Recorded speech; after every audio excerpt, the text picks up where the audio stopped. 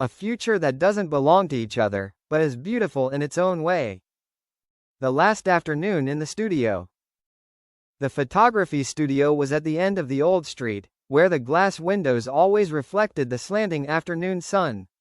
Dakota walked in, followed by the sound of a gentle wind and the familiar scent of lavender.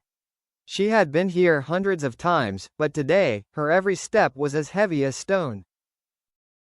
Jamie was standing next to the backdrop, adjusting the camera. The light fell on his face, highlighting the golden brown eyes that Dakota had once found so peaceful. When he heard the door open, he looked up. "Hello," Jamie said in a voice as light as smoke. Dakota nodded. "Hello." The air between them was like a fragile thread, about to break with just a light touch. Today's shoot was not an ordinary job. It was the last shoot of their months-long contract, an art project they had both been looking forward to. But life changes, conflicting choices, diverging dreams had led them to the decision to end their collaboration. And also the end of something else, small but deep. Not love, but close. Beginning with the unnamed. They first met at a lighting test. Dakota had just moved to the city to start a new chapter in her acting career. Jamie was an up-and-coming photographer, known for his ability to capture the real emotion behind each photo. Dakota arrived early to the shoot. Jamie was hunched over her computer screen, her hair a little messy from working all night. He looked up when he heard footsteps. "You're here? I heard you like natural light." Dakota paused. Few people paid attention to this small hobby of hers. "Yes," she smiled. "Thank you." The shoot went strangely. Dakota didn't have to try. She didn't have to act. She just stood there, and Jamie could see the longing to be herself in her eyes.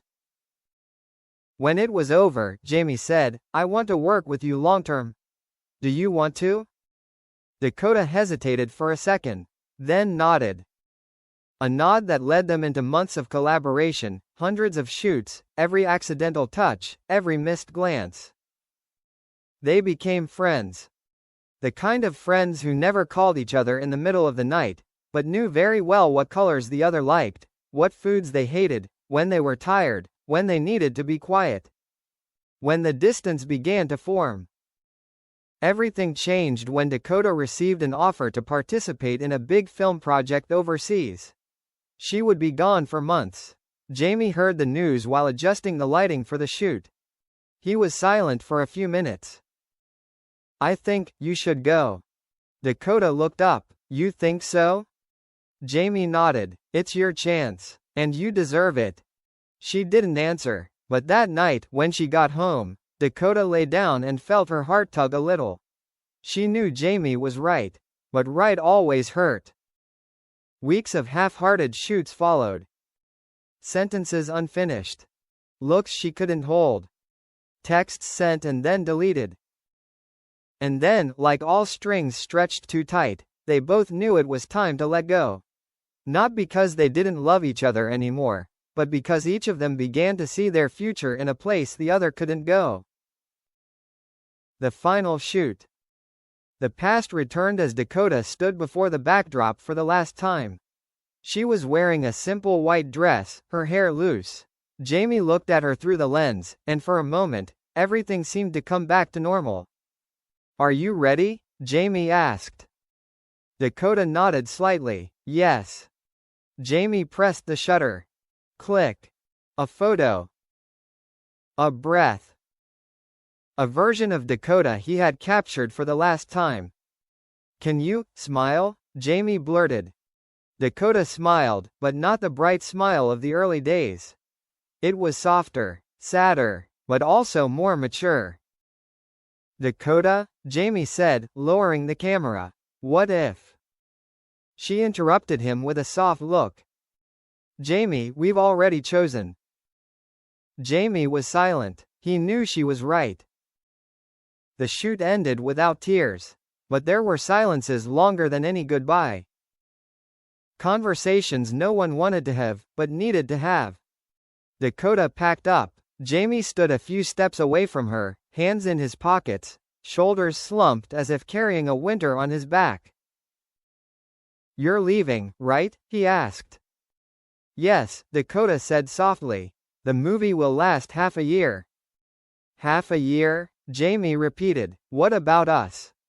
Dakota stifled a sad smile. "Jamie, we were never us." He chuckled. "Yeah, I know, but sometimes, I wish." Dakota moved closer to him. "I wish too. But there are things, Jamie, that are only beautiful when you don't try to make them into something else." Jamie bowed his head. "I'm afraid of losing you." "I'm not losing you," Dakota said. "I'm just going my own way. And you should go yours."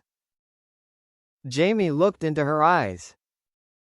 If he had said, "Don't go," maybe Dakota would have stayed.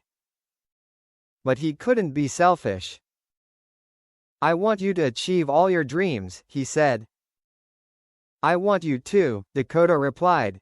"Not because I want to prove myself right, but because I know you're worth it." A farewell on the roof. Before leaving the studio, Dakota walked up to the roof, where she used to hide to breathe when the shoot was too long. Jamie followed. The afternoon wind blew gently. The city below them lit up like a sea of tiny stars. "I'll miss this place," Dakota said. Jamie looked out into the distance. "Me too." They stood side by side, shoulders not touching, but it felt like there was an invisible thread connecting one heart to the other. Not love, not friendship, something else, hard to name. "Dakota," Jamie spoke, "how far do you think two people, really meant for each other, would go?" Dakota turned to look at him, then said something that made Jamie speechless. "To the place where they were happiest, even if they weren't together." They were both silent, not a single tear, because they both knew, separation wasn't the best ending, but it was the right ending. 6 months later, Dakota returned to the city on an early fall morning. The wind was chilly, leaves falling like golden rain on the sidewalk. She returned with a critically acclaimed film, a bright future, and a heart no longer stuck in the same place. Jamie was hanging his first solo photo exhibition. He stood in the middle of the brightly lit room, looking at the large prints. Half of them were of Dakota, but not of a lover. Of someone who had taught him to see the world with sincerity. Dakota arrived at the opening at the last minute. She had not been told. When Jamie saw her, time seemed to slow down. But this time, there was no waiting or regret. There was only the simple joy of seeing someone who had once mattered. "You're here," Jamie said. "I promise," Dakota smiled. The two stood in front of a photograph placed in the center of the exhibition, the last photo from the shoot. Dakota, in a white dress, stood in the soft light, her eyes both sad and beautiful. Jamie said, "I used to think this was the saddest photo I ever took." "And now?" Dakota asked. "Now I think, it's just a moment of two people changing to find their place." Dakota looked at him for a long time. "I'm glad you think so." Two separate but parallel paths. After the exhibition, they walked down the old street. Not holding hands, not shoulder to shoulder, but not avoiding each other either. "Will you go again?" Jamie asked. "Sure," Dakota smiled. "Lots of places." Jamie nodded. "Good. I should go. I was born to be free." "What about you?" Dakota asked. "I want to open a bigger studio." Dakota laughed. "You finally said it." Jamie looked at her. "Thanks to you. You taught me to believe in myself." Dakota shook her head. "No, I just stepped back so you could see the way." The wind blew her hair. Jamie looked at her and there was no more pain in his heart. Only gratitude. A promise that needed no fulfillment. Before they parted, Dakota said, "If one day, our paths accidentally cross again, let's consider it a gift, not fate. Okay?" Jamie nodded. "Okay." Dakota held out his hand. Jamie took it, just for a second. Then let go. End of the story. Dakota walked toward the light at the end of the street. Jamie stopped and watched, his heart as light as a cloud. They didn't belong together, not in love, not in the future. But they belonged to a beautiful path, a path where each taught the other how to grow up, how to let go, how to move on without resentment. Some people come to love. Some people come to stay. And some people come to help us see ourselves more clearly and then leave. That's what Dakota and Jamie were like.